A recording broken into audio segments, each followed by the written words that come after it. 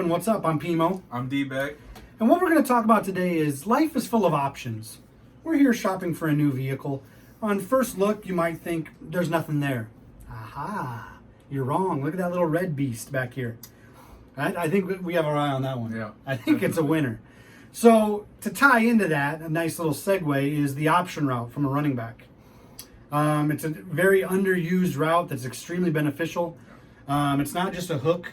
It'll sit there, and if it's manned up, he'll break to the outside. It's very consistent. You can rely on it. Bobby Wagner can't even guard it. No. So, and typically it's going to be a linebacker, even if you're running against a dime and they've put their safeties in, that the way he breaks is so nice. It's also a great way to distract your user, to obligate him to maybe pull him down just for a second, get something over the top. I lost my voice. Or if he follows that something over the top, like a slant, then he's just sitting there and nobody's going to guard him. So right. It's definitely beneficial against the heavy blitzes too. So, and we run split close, so you have those both backs on the side of the quarterback that can both go out different ways. So it's pretty dope. So if you guys aren't using it, this will prepare you for next year to maybe implement it into your scheme at least a couple times a drive. But it's definitely good. So go ahead and check it out, guys. Okay, guys, what we're going to show you first is why option routes in other plays are terrible if it's not from the running back. We're going to pick, I'm going to try to find one out of Trey Stack. Okay, there's this levels concept. If you see the inside receiver who's a tight end on the right he either chooses to go on a go route or on a post. So Darius is gonna go ahead and pick cover 1, cover 2, cover 3, and cover 4, just to show you the difference. So here's a cover 1. There's his route. If you can barely see it. There's right about the 40. There's a faint post animation. So I'm gonna go ahead and run it. Right there, he should post. I mean, it's open. I don't know what determines that, and there's no real clear identifier on what determines that. So he's going to pick cover 2. He's going to show the play art. So he has a mid-read there. Who reads Dweely, and he still posts right into him. Or Dweely, Uschek. Oh, wow. I put in Uschek. So I don't understand that either. I mean, maybe because he thinks he's going to split the two deep zones, but then there's a mid-read there. So I don't understand it. And then here's cover 3. As you can see, it's open for a post, and he doesn't do it. So I don't know what the logic is on that. So what we're basically demonstrating to you, and he's going to do cover 4 palms real quick. What we're basically demonstrating to you is the other option routes in the game. I hesitate to use the word broken. It's an overused term. Okay, so there he posts in between like 2 quarters. So cover 2 and cover 4 is when he will post. With all the defenses that you can change and manipulate and this and that and the other, I wouldn't count on that. So that's number 1 example. All right, guys, we're going to show you first a play out of Y-Trips week. I'm just going to basically focus on shot plays. Just because a lot of those go down the field fairly nicely. So look at that. I've got 3 calls with this PA post-cross shot. Negative 10.3 yards is my average. I've gotten sacked every single time. So, okay, that's neither here nor there. But I'll pick that. So he's gonna run a cover 2 and then a cover 3. We're going to show you the benefits of the option route from a running back. So there's our play art. We generally would put Kittle on like a drag or something else going that way. Or because we got Kittle, we could do a corner to the other side. It doesn't much matter. But the regular play art, I'm going to try to get some time here. If you see, he's going to guard. Okay, I probably could hit Kittle. Then generally he would backtrack and get that 0 route once R1 is covered. So that wasn't the best read or anything like that. It's just an example. So he's obviously using this cat right here, Kendricks. So in order to make this better, because that's a hook curl zone, nobody else is going to cover it if we put the running back out. Then you can really, honestly, you could block Kittle if you wanted to. And then, so we go ahead and run the play. He was falling asleep there. He's not going to sit on Coleman's route. So we'll run it again. We'll keep Kittle in the block. Hopefully get some time. He put the worst defenders in ever, and they're still getting in. It's nonsense. Okay, so he's using that guy. He's going to maybe bite on Coleman at first, but he's got to worry about those deeper routes. So right here, like I said, that's 10 yards. Okay, so that's basically what it is. And then if he wants to cover the deeper routes and he mans up Coleman with Wagner or somebody like that, or he mans him up with Kendricks and uses Wagner, it doesn't much matter, because the benefit of the option route is, we know he's going to break to the sideline every single time. He never breaks to the inside. He's not going to post. It's easy to determine. You just roll to the side of the running back. If he's manned up, he's going to break. Right. If not, you can easily don't man him up this time. You can easily, even if he decides to check him real quick, you can easily throw a low pass. Wow. And completely catch him off guard. He's going to sit on that for a minute. I've played many games and watched a lot of games. Nobody's going to sit on that route because you just give too much up over the top.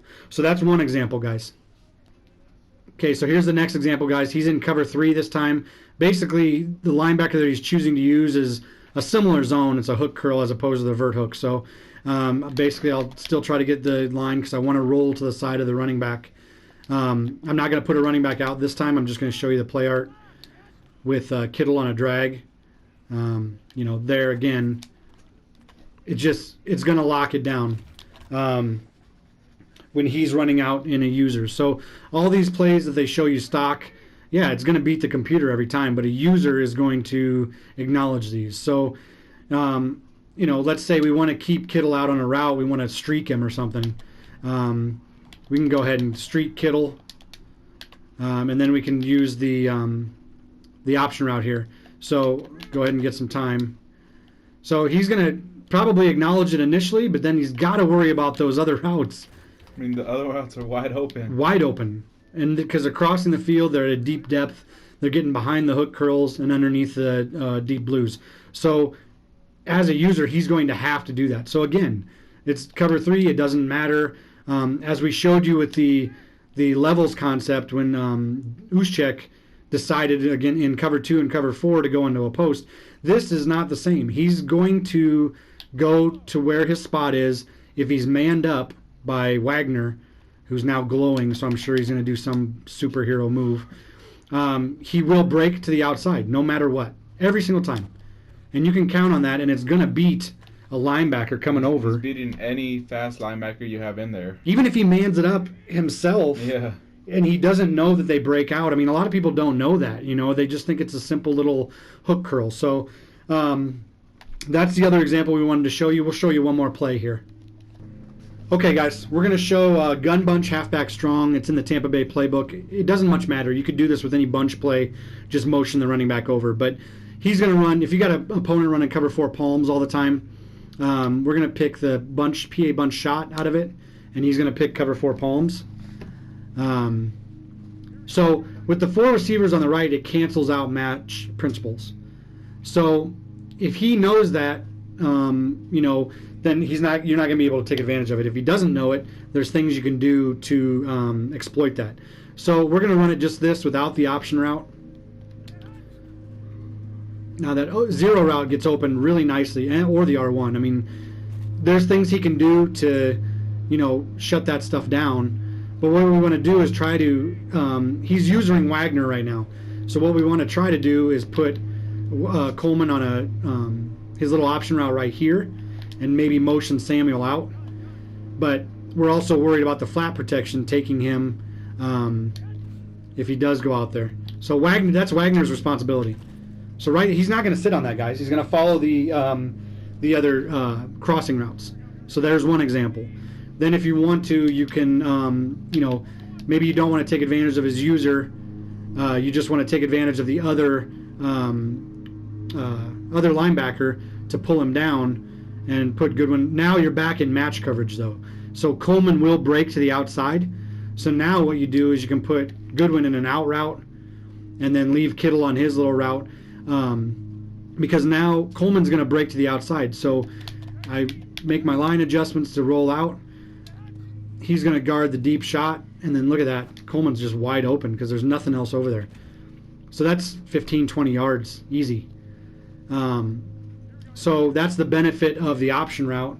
And then what you can do too is, I bring him back over here and put him on an option route, put him on a smart option route. So he's going to really put a lot of stress on the user. He's going to get over top of Goodwin's route, so you don't have to change that. And it's going to really put him in a dilemma. So if I roll out, get some time, look, nobody's going to stay with him, and he's going to break outside because he manned him up. So it's really beneficial, guys, to do that. I can leave him over here and put him on that smart option. And then again, I can motion Samuel out and see if I can put the linebacker over the Wagner in a dilemma. I can put Goodwin on a more conventional drag and leave Kittle in. Let me see if I can get some time. So right here, what's he going to guard? Low past that. The computer's not going to get it. He's worried about the crossing route. His click on isn't going to be as effective. Yeah. So, and then if he starts manning him up, he's just going to run to the boundary. So it's extremely beneficial. And then we're going to show you how we implement it in our playbook. We run split close out of Tampa Bay. It's really good. So hold on just a second. Okay, guys. So when we run the gun split close. It's really a beneficial formation. I don't need to tell you guys. I'm sure you've seen it all year. But one of the plays we run is this double ends, especially if he's coming out in a cover 2. We've identified that that's his user. He's user and right. The way it is right now is Kittle's route's going to push him back. So what we do is we just drag him initially, and then this it at least gets his attention, and the post is going to be open. Okay. So then if we want to do no huddle, if we want to speed up the tempo in the game, we go ahead and motion him out. He's going to be aware of that now. So now we just leave Kittle on his route, and we put Coleman again in that little option route. So then we do that. He's not going to sit on it. And then we're going to get, 10, 15 yards if he misses a tackle. And then what you can do is if he starts keying on that, you're doing the same thing. You're motioning out. He's like, okay, I'm going to man him up. We've already shown you what that does. Then we start going over with Mostert over here on the other side. And we do the same thing. And, of course, I hit my lineman in the back of the head. Well, he is 8 feet tall. Jesus, look at that. He can't handle a linebacker. So I option him out, or I option, Coleman, just to keep some consistency there. But then I go to the other side, I motion Mostert. So then what I do is I roll out, and on a low pass, you're going to get it because Kittle's route pushes him back. So, and this is against the regular cover 2. We make other adjustments for cover 3 and cover 4. And if we're not doing pure progression reads, but these are the kind of things that you can do to keep your opponent on your toes, and then sometimes we'll do both the running backs out on option routes, as you can see, and then we'll do one like Kittle's side. We'll do him in a smart route one, so that goes over the top of Kittle but underneath Sanders, and then you pick which way you want to roll out.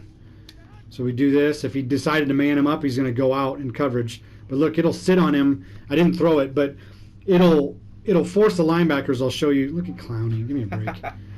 So if you look at the replay, with this particular setup, he's going to run out on that smart route and just sit. Now, this guy is not going to follow Samuel no matter what. Or is that Sanders? He's not going to follow Sanders or Kittle for that matter. It basically locks him down from going anywhere laterally. Right. So that's the benefit of it. So then these guys are open far sooner if he's not usering over there. Either way, we optioned him out, so he's open too. So it's definitely beneficial. And even right now, we'll just show you real quick. We do this too, even if he runs a heavy blitz. So if he does a heavy blitz out of this cover 2. He does one of the meta, blitzes. We don't change much. To leave those guys into block, they may get the edge pressure, they may not. So we kind of identified, just from him moving around, what side he's using, and we can go ahead and hit Coleman real quick. And then we can do it from the other side too. And again, so if he mans him up, if he does some kind of man blitz, do you have a man coverage in there? In your audibles? Do a cover 2 man, just make a blitz, I guess, or whatever. blitz everybody, press, all the contains and this and that and the other. So we know he's using with Wagner. That's who he feels comfortable with all game. So there's our play art. It's exactly the same. Maybe we want some space. We motion Goodwin out. Typically, I'm going to throw right to Coleman again because even if he runs over there, Coleman's manned up. He's going to break outside. Of course, I don't have time. So that's a horrible example, guys. But what he didn't really do. I want him to, if he has guys manned up to people that are rushing in. So show your play art. So yeah, he has guys manned up to him to accommodate for that, which takes guys off the blitz. But you don't know that. You think he's just coming strong. You can make your line adjustments however you want. But if he's manned up on him, he's going to break outside, like we've said. If you've got just a little bit of time, you can do that. And then if he's not manned up, you just hit him. So those are decent routes. They will get through a full-on blitz. So go ahead, Darius, real quick. Pinch your line. Do whatever you got to do to block. If you notice, he goes to the outside of the tackle, the offensive tackle. If he completely crowds the box, he gets the linebackers in the gaps. Show blitz or do whatever you got to do. Now, I'm not going to throw it, but I'm just going to show the ease he gets through getting through the line because it's coded in. I mean, look at that. It's no problem whatsoever for him to get through the line. That's my point, is there's not going to be any obtrusiveness or anything like that. Whereas if you watch real quick, I want to show you the last thing. If we do this out of the same formation, look at this wide receiver corner. The running back is it's like a check release, though. So if he picks the same thing, like a man coverage, okay, go ahead and go into man. So he has somebody manned up. He's going to use Wagner. So Coleman, first of all, he goes inside the tackle. So if you watch, look, he can get, it's a check release. He decided to stay in. There's no way to know what he's going to do. So it's actually a very poor route. He just decided on a whim to stay in and block. Whereas if we put him, he's doing the same man coverage, we put him on his option route, he goes outside the tackle, so he won't get congested. And if he's manned up, he's going to break to the outside and get just KJ Wright's going to make it ridiculous. Yeah. So, I could have waited a little longer until he got some distance. But that's the point, guys. The power of the option route is real, and you all need to accept it. Closing thoughts. One last time to talk some trash before we are done with this show. Closing thoughts. We gonna run a mouse before you guys decide you're gonna click off.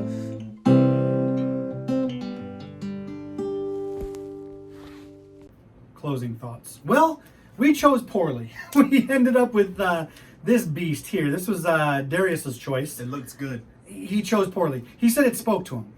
Not sure what that means, but might want to get your hearing checked. That is an awful choice. I don't know how we're going to get home. Anyway, so that's the option route that we wanted to show you guys. It's extremely versatile. And then if you implement it with different crossing routes and some other stuff, it'll definitely help out your game just for like pure progression reads, which we talked about in our Out the Box series. Check that out. That'll be our next video next week that will drop, and we'll continue showing that series until the new game drops, just to get you prepared in the off season here for the new game to come out. So remember, tell your friends, your loved ones, your butcher, your baker, your candlestick maker. Anybody. Yeah. Tell them about us and send them our way, and we appreciate all the love. And as long as you guys keep liking the videos and commenting on them, we'll get back to you. So remember, guys, we always tipping, never tricking. Hey. How about a hug?